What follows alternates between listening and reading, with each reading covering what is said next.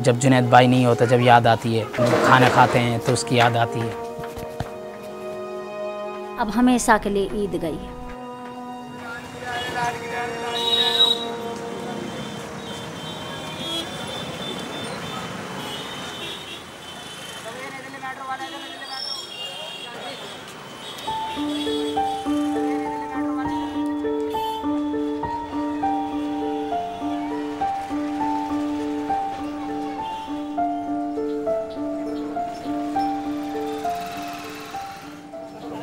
जुनैद और उसका भाई खुश थे कि वो ईद की खरीदारी कर वापस लौट रहे हैं, लेकिन लाखों की भीड़ से निकलकर कुछ चंद लोगों के बीच जिंदगी की कीमत इतनी सस्ती हो जाएगी, इस बात का उन्हें ज़रा भी अंदाज़ा नहीं था।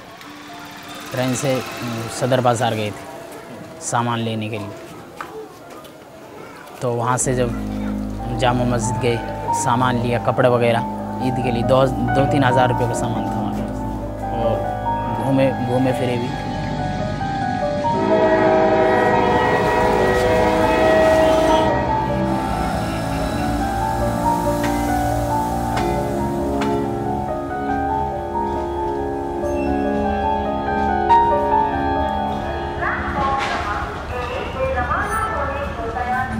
ये वही EMU है जिसमें जुनैद और उसके भाई ने अपने सफ़र की शुरुआत की थी, लेकिन उन्हें इस बात का ज़रा भी अंदाज़ा नहीं था कि ये जुनैद की आखिरी लोकल होगी। तो ट्रेन खाली थी तो हम सीट पे बैठ गए, तो आगे चले। हम मोबाइल में लूडो गेम खेलने लग गए, सीट पे आमने सामने दो बैठ।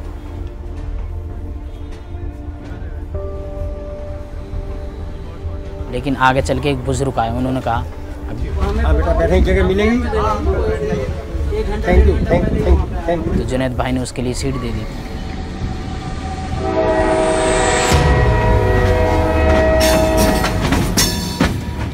आगे चल के जब ओखला आया, उन्होंने फुल हो गई थी ट्रेन, तो ओखला से 20-25 बंदे चले गए, सबको धक्का मार रहे थे, जुनैद को भी धक्का मारा उन्होंने।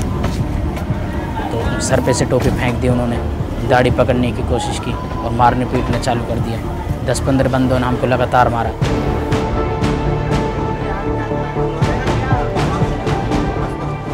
ज़रा सी धक्का मुक्की और बहस इस हद तक पहुंच जाएगी, ये किसी ने नहीं सोचा था। FIR के मुताबिक कुछ लोगों ने उन्हें सीट खाली करने को कहा। विरोध करने पर 2 यात्रियों ने जाति सूचक शब्दों का इस्तेमाल करते हुए मारपीट शुरू कर दी। तो तुगलक बाद तक मारते हुए लाए, तो तुगलक बाद हमने फिर फ़ोन किया भाई के पास, हेल्प के लिए आ जाओ। ये वही बल्लभगढ़ स्टेशन है जहां जुनैद और उसके भाइयों ने उतरने की कोशिश की थी, लेकिन भीड़ ने उन्हें उतरने नहीं दिया। शाकिर भाई चढ़ा, ये उतर क्यों नहीं रहे ट्रेन से, तो वो जैसे चढ़ा ट्रेन के अंदर, वो भी अंदर खींच लिया। जैसे ट्रेन बल्लभगढ़ से चली, वो वहीं से चाकू मारना चालू कर, आसावटी तक चाकू मारते। ये आसावटी स्टेशन है। जुनैद को और शाकिर भाई को तो उनके दिल में ये हो गया था, एक मर गई ख़त्म, तो उन्होंने उन दोनों को फेंक दिया था आसावटी।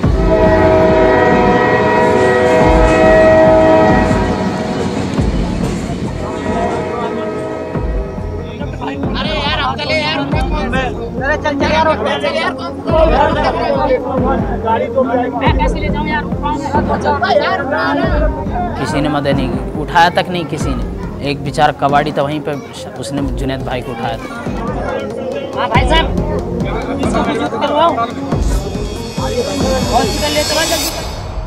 ये वही स्टेशन है जहां जुनैद और उसके भाइयों को ट्रेन में हमले के बाद उतार दिया गया। उस दिन यहाँ काफ़ी भीड़ थी, लेकिन फिर भी कोई सामने आकर बोलने को तैयार नहीं है। हमें कुछ पता नहीं इस बारे में। कितने लोग थे?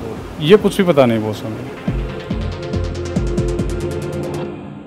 मतलब आपको कुछ तो पता चला होगा कि स्टेशन में क्या हुआ? मुझे नहीं पता। यहाँ स्टेशन पे पुलिस है? तो उस दिन क्या क्या हुआ था, एक बार आप हमें मालूम नहीं, बता तो रहे हैं आपको। बता रहे हैं वहाँ भीड़ लग रही थी 4 नंबर प्लेटफार्म पे, हल्ला मच रहा था।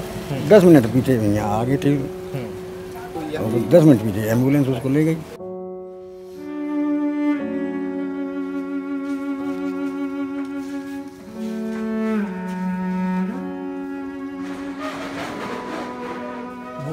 24 घंटा हंसता रहता था, हमेशा आता रहता था।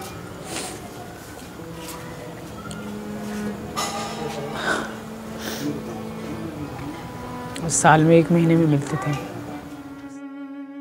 200 रुपये 500 रुपये देके मैं पूछता क्या खाता तू ज़्यादा क्या खाते हो? तो वो बोलता मैं बिरयानी खाता हूँ।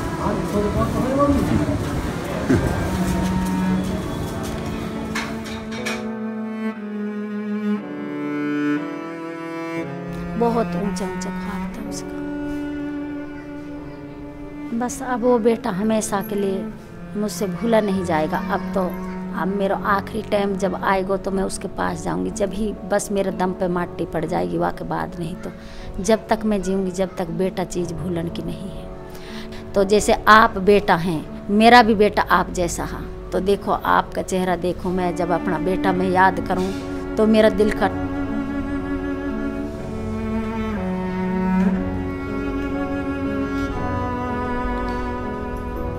बस इंसाफ होना चाहिए, इंसाफ।